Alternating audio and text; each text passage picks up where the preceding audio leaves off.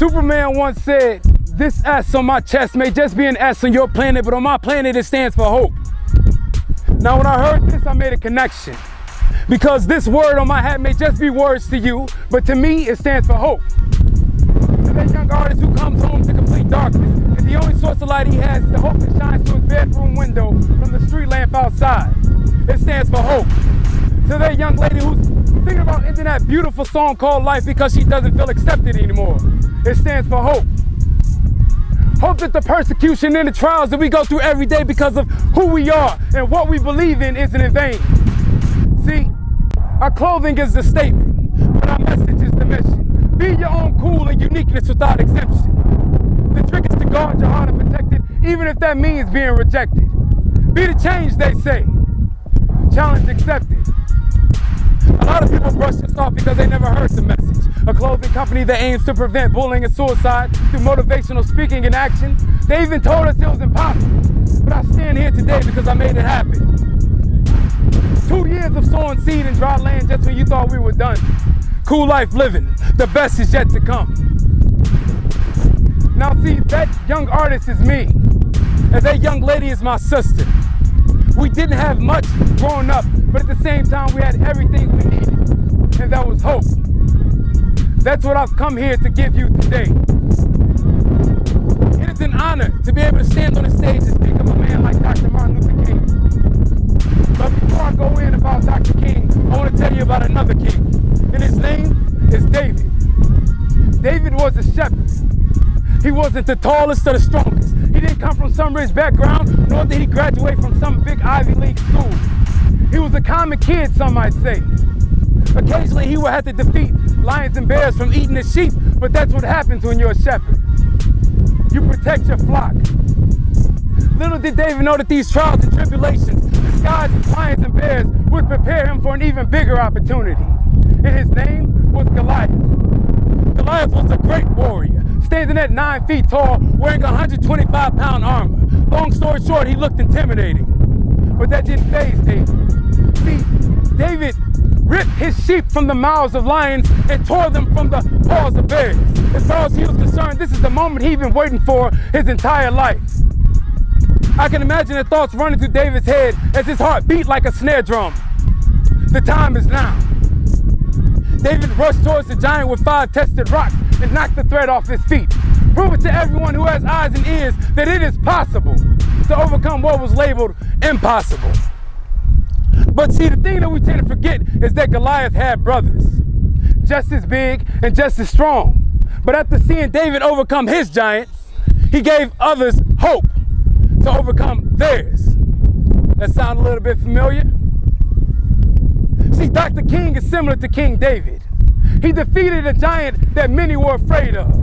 He stood up when the norm was to stand down. He led and edified leaders to do the same. He showed us how to kill a giant and march with purpose. Through his courage, he gave others the ability to speak.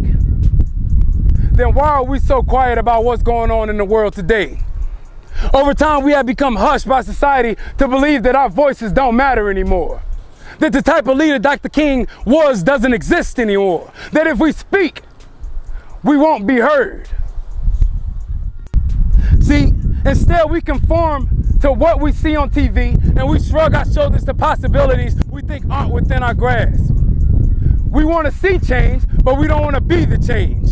We'd rather someone else trend it on Twitter and we'll just support it with a retweet.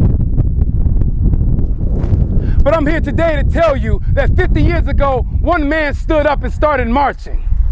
Every step was with purpose and every measure brought change. 50 years ago, one man said, "I have a dream," a deeply rooted dream. See, a dream becomes reality one opportunity at a time, one step at a time, one person at a time, one voice at a time.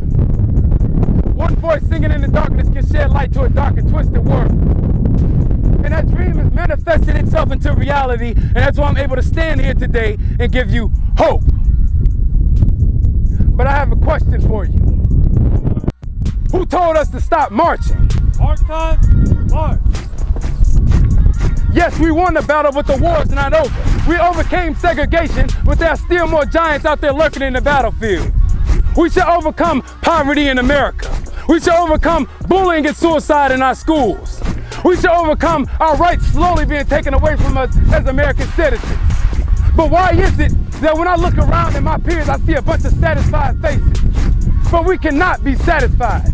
We cannot be satisfied with how our next generation is being raised on today's media. We cannot be satisfied with how society tells our young women to act, dress, and think. We cannot be satisfied with how many of our young men are sitting in jail right now, or worse, out in the world raising hell. We cannot be satisfied. We cannot be satisfied, and we will not be satisfied. The African impala is an amazing animal. It has the ability to jump 13 feet in the air and 30 feet out from a standing position. But if you visit the zoo, you'll see it being held back by a 3-foot wall. How is it possible for something with so much God-given ability to be held back by something so small? See, since the impala cannot see where it will land, it does not take the risk of jumping. That sound familiar too? How many of us are filled with goals and dreams, but we're afraid to jump? We're filled with so much talent and potential and God-given ability, but we're held back by a 3-foot wall called fear. Dr. King was the impala that chose to jump, and it's time that we use what he jumped for. If he was standing here today, he would still be marching. Now I promised myself that I would challenge you before I step down from the stage today. See, we were all created to be great, but the sad reality is a lot of us settle for average. So I challenge each and every one of you to be great. If you accept that challenge, look to your neighbor and say, challenge accepted. Challenge accepted. That was cool. But it wasn't what I was looking for.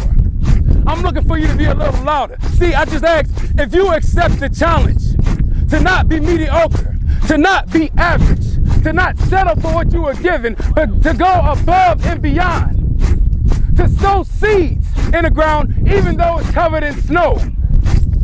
If you accept that challenge, look to your neighbor, stand up tall, and say, challenge accepted.